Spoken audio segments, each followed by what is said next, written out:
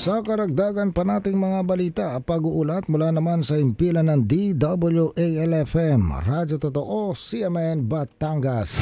CNN Live Nation. Renz Belda, magandang araw sa iyo.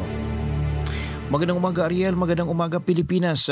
Isinagawa ang first quarter meeting ng Enhanced Comprehensive Local Integration Program o ICLIP na ginanap sa PSWD Conference Room, Capital Site, Batangas City. Ang programa ay pagpapatuloy ng serbisyo ng gobyerno na naglalayong magbigay ng iba't ibang tulong at benepisyo sa mga dating rebelde na nagbalik loob sa pamahalaan.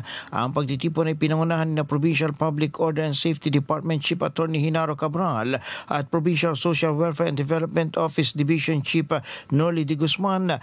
Nagbahagi naman ng ulat ang mga kinatawa ng Armed Forces of the Philippines o AFP, Department of Interior and Local Government o DILG at Philippine National Police.